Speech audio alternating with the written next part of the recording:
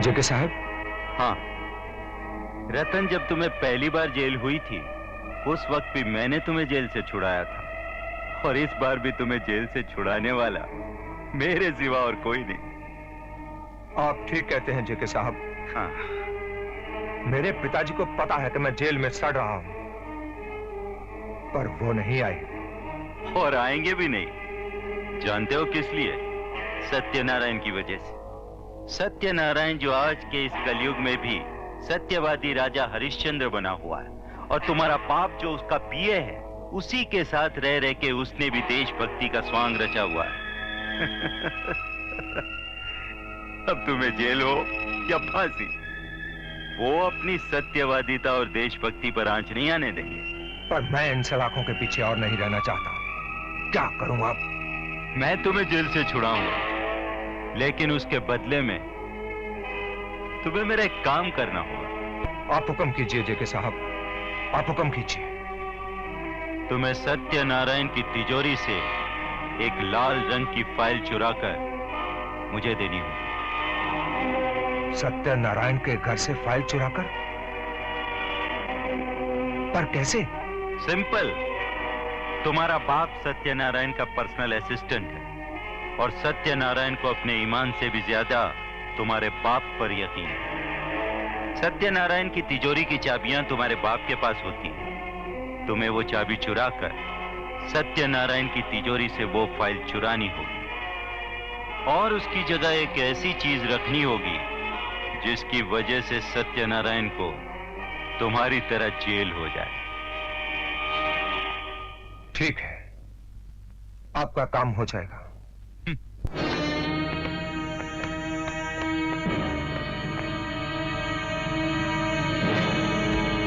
Inspector साहब, कैसे आना हुआ?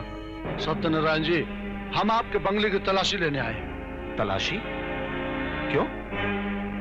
हमें खबर मिली है कि आप ड्रग्स की स्मगलिंग करते हैं। क्या? यस। इंस्पेक्टर, तुम होश में तो हो? हमारे पास सर्च वारंट है। ये देखिए। हवलदार, तलाशी लो। ये सब क्या कर रहे हैं? करने दो जो ये कर रहे हैं। मिलना मिलाना तो कुछ है नहीं। थोड़ी देर में ये हमसे माफी मांगेंगे और यहाँ से चल देंगे। लेकिन इन लोगों को हम पर शक क्यों हुआ? आजकल के जमाने में तो लोग भगवान पर भी शक करने लगे हैं। सर, ये मिले हैं गर्द के पैकेट।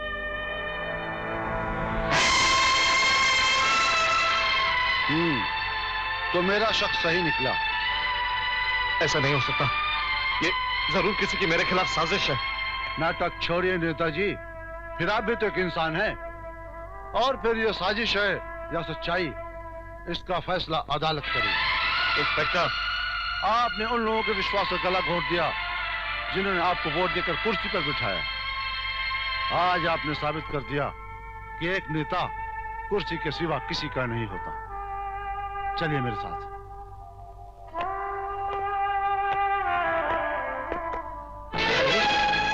सत्यनारायण पकड़ा गया? जी हाँ, और वो भी सबूत के साथ। आओ जेके आओ। भाई, तुमने तो मेरी मनोकामना पूरी कर दी। अब उससे उम्र कैद की सजा से कोई नहीं बचा सकता। उम्र कैद? मैं तो उसे फांसी दिलाऊंगा। फांसी? क्या? उसे फांसी हो सकती है? क्यों नहीं? फैसला मेरे ही पक्ष में हो, इसलिए मैंने पुलिस और वकील को रिश्वत का निवाला खिला दिया। और एक बार रिश्वत खाने के बाद ये कानून के रखवाले ईमानदारी की डकार नहीं, बेईमानी की हिचकी लिया करते हैं। क्या बात है जेके, क्या बात है। आज मैं तुम्हें राजधानी की दारू पिलाऊंगा, वो भी ताजे अंगूर के साथ। क्या बात है डीडी साहब, अंगूर की बेटी और वो भी अंगूर के साथ। योर ऑनर, ये इंसान की शक्ल में शैतान और भेड़ की खाल में वो भेड़िए हैं जो इंसानियत के सुनहरे वर्ग को दीमक की तरह चाट जाना चाहते हैं।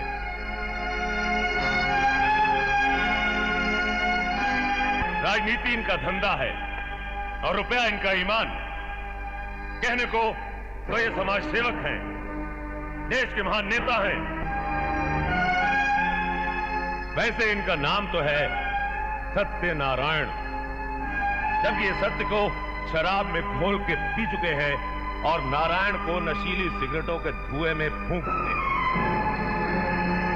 योर ऑनर, इनका जुर्म साबित हो चुका है, इसलिए मेरी अदालत से दरख्वास्त है कि इन्हें सख्त से सख्त सजा दी जाए ताकि देखने और सुनने वालों को इबरत हासिल हो।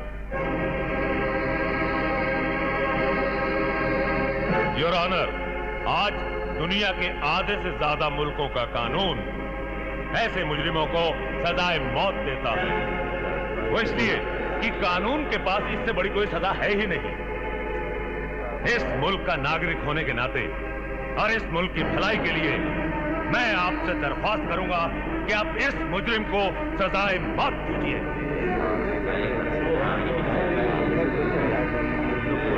That's all, Your Honor.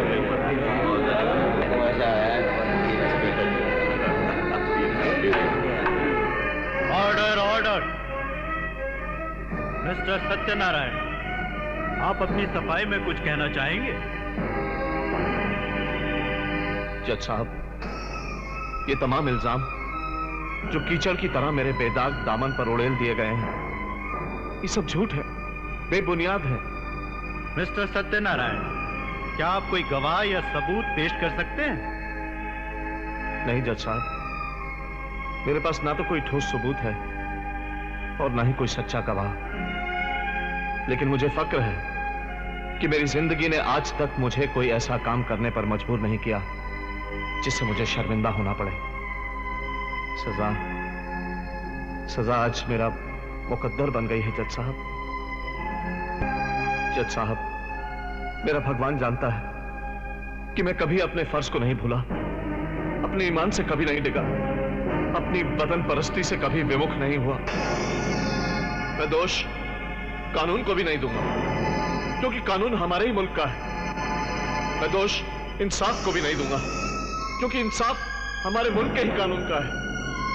लेकिन मैं अपने जुर्म का इकबाल भी नहीं करूंगा, क्योंकि मैंने जुर्म किया ही नहीं, और मैं आपकी सजा से भागूंगा भी नहीं, क्योंकि मैंने जुर्म किया तो नहीं, लेकिन जुर्म मुझ पर साबित हो चुका है।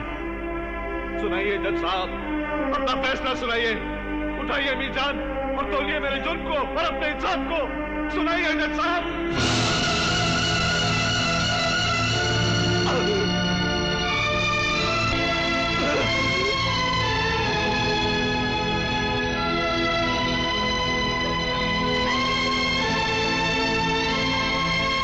बाबूजी, बाबूजी, बाबूजी।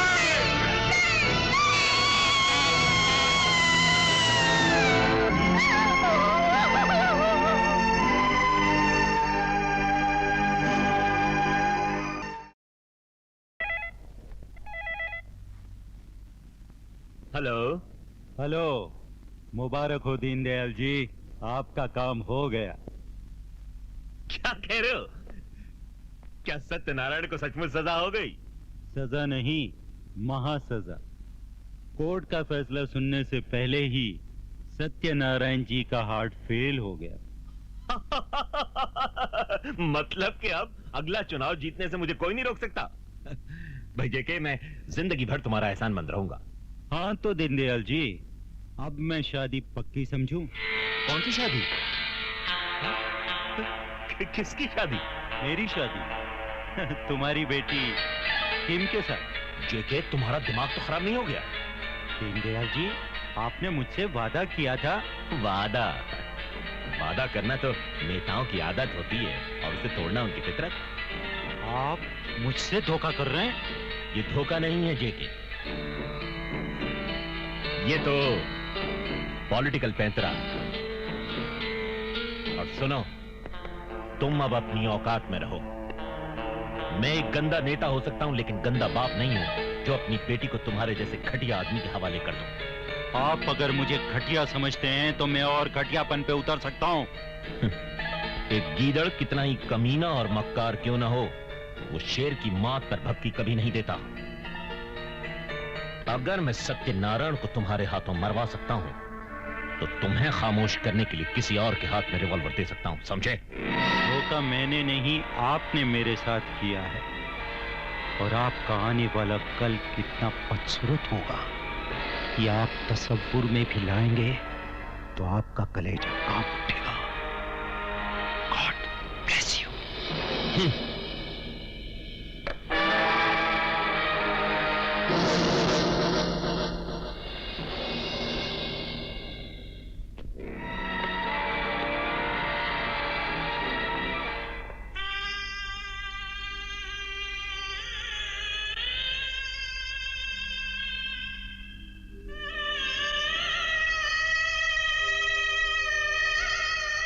माँ, मुझे लगता है जिसने पिताजी की अलमारी से फाइल चुराई होगी उसी ने उसमें स्नैक्स रखे होंगे।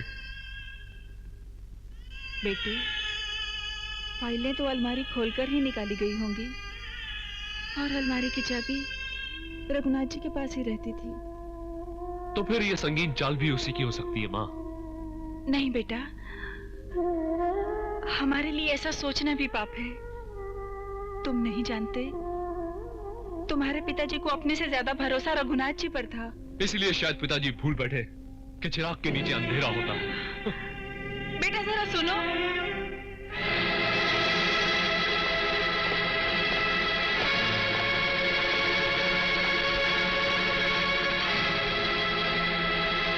तुम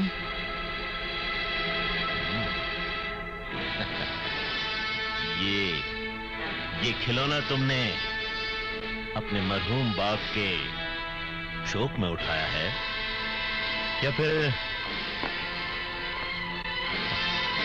अपनी मां के बेवा होने के गम में?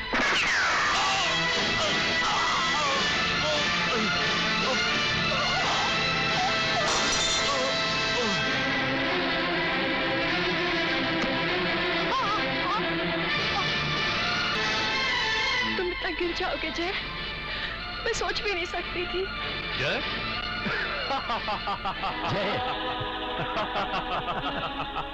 ये जय नहीं है, लेकिन हाँ, तुम्हारी माँ की नजर में तुम्हारे बाप का खूनी जय ही है।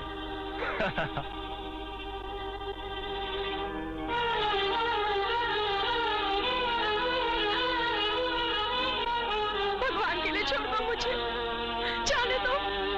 मैं तुम्हारे आगे हाथ जोड़ती हूँ, मुझ पर तरस खाओ। तरस? बेवकूफ लड़की, मेरा दिल गोश्त का लोथड़ा नहीं, पत्थर का टुकड़ा है। और मेरी जिंदगी की डिक्शनरी में तरस और रहम नाम का शब्द है ही नहीं। जानती है, तेरे बाप को फांसी के फंदे से बचाने के लिए मैंने सत्यनारायण का खून करवाया, क्योंकि तेरे बाप ने तुझसे मेरी शादी का वादा किया था। लेकिन तेरा बाप बहुत चालाक आदमी था, अपना काम निकलते ही वो अपने वादे से मुकर गया। इसीलिए मैंने उसका मर्डर करवाया, मर्डर। और अब तू भी ध्यान से सुन ले, मैंने तुझे इसलिए उठवाया है कि अब मुझसे शादी करके तू अपने बाप का वादा पूरा करेगी, समझे? कभी नहीं। जेके को ना सुनने की आदत नहीं है लड़की। अगर तू सीधी तरह नहीं मानी तो तेरी इज्जत लूटकर तुझे कोठे पर बिठा दूंगा। वैसे भी मेरा कुछ नहीं बिगड़ने वाला, क्योंकि तेरे बाप का खून और तेरा अपहरण, ये दोनों इल्जाम तेरे आशिक जय के सर जाएंगे। और जानती है, ये दोनों काम मैंने करवाए हैं जय का मुखौटा लगवा कर। हाँ, तो इसका मौका भी हम तुझे देंगे मेरी रानी।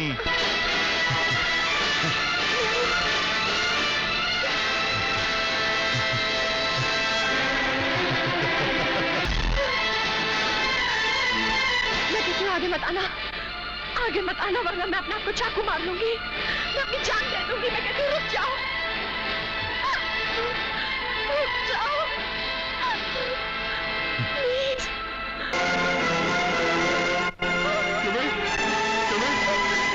ये तुमने क्या कर दिया?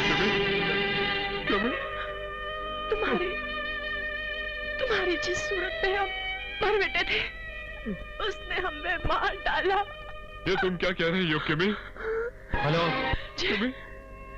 तुम्हारी शक्ल के इंसान ने हमें ठगा है। कौन है वो हरामजादा? मुझे उसका नाम बताओ किमी। बोलो किमी, बताओ, बताओ कौन है वो किमी?